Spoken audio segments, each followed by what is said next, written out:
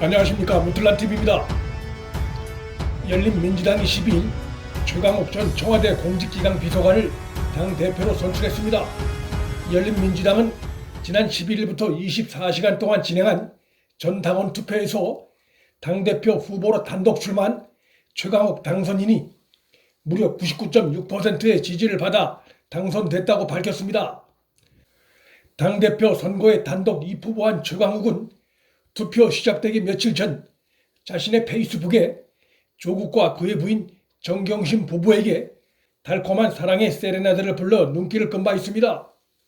최강욱의 표현은 사랑의 세레나데라고 했지만 그가 조국 부부 당사자는 아니니까 사실상 조국 부부에 대한 변함없는 충성을 노래한 것으로도 볼 수 있습니다. 최강욱은 8일 밤 늦게 자신의 페이스북에 조국 정경심 부부에게 드리는 노래다라며 가수 권진원 버전의 내 사람이여를 실었습니다. 백창원 작사 작곡의 내 사람이여라는 노래는 1984년 가수 이동원이 부른 이래로 김광석, 권진원 등의 가수들이 즐겨 부른 사랑의 노래입니다. 최강욱이 이 노래를 조국 부부에게 바친 것은 서로 떨어져서 지내는 조국 부부의 처지를 위로하면서 대표 선거를 앞두고 조국 부부에 대한 자신의 변함없는 일종의 충성심을 드러냄으로써 당내 조국 부부 지지자들의 호응을 유도한 의미도 있는 것으로 보입니다. 그 가사 내용은 이렇습니다. 내가 너의 어두움을 밝혀줄 수 있다면 빛 하나 가진 작은 별이 되어도 좋겠네. 너 가는 곳마다 함께 다니면 너의 길을 비춰주겠네로 시작하는 이 노래는 이토록 더운 사랑 하나로 내 가슴에 묻히고 싶네. 그럴 수 있다면 내 삶의 끝자리를 지키고 싶네라며 클라이맥스를 맞습니다.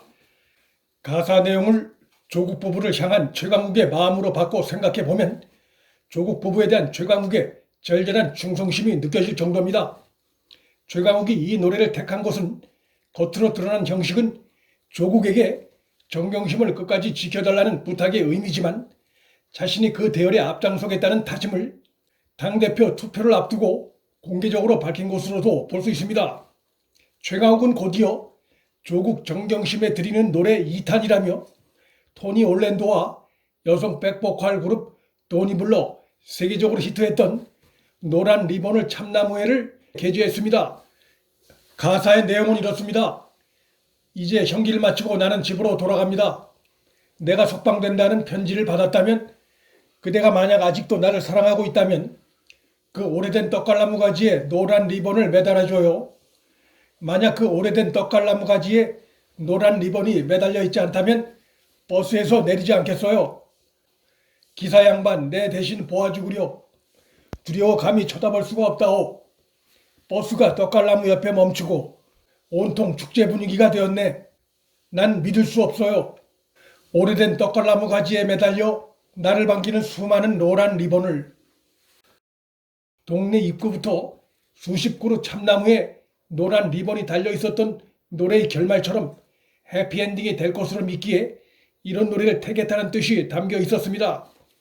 최강욱이 정경심이 1심 구속기한 만료로 석방될 것을 미리 알고 조국 부부에게 바치는 이런 절절한 가사의 노래를 페이스북에 올렸는지는 확실치 않으나 결과적으로 정경심이 증거인멸과 도주의 우려가 없다는 재판부의 판단에 따라 석방되고 자신은 열린민주당의 당대표가 됐으니 노래 선곡이 조국 지지자들 울타리 안에선 톡톡히 효과를 냈다고 볼 수 있겠습니다. 하지만 재판부가 다툼의 여지가 있다는 이유에서가 아니라 증거인멸과 도주의 우려가 없다는 소극적인 이유를 들어 정경심의 석방을 허락했다는 점, 또 그간 법정에서 증인들의 진술로 정경심의 유죄가 상당 부분 뒷받침됐다는 점에서 무죄 석방인 양 생각한다면 큰 착각이 아닐 수 없습니다. 이 노래에 등장하는 주인공이 죄를 지어 3년간 옥살이를 하다가 형기 만료로 석방된 케이스란 점에서 이 노래의 가사가 향후 조국 부부의 실제 재판 결과와 어떻게 비교될지도 궁금해지는 대목이기도 합니다. 조국 지지자들이 주도하는 열린민주당 내 투표에서 최강욱이 압도적 지지로 당대표에 선출됐다는 것은 열린민주당이 21대 국회에서 조국 옹호 정당으로 자리매김할 가능성이 높다는 것을 시사한다 할 수 있습니다.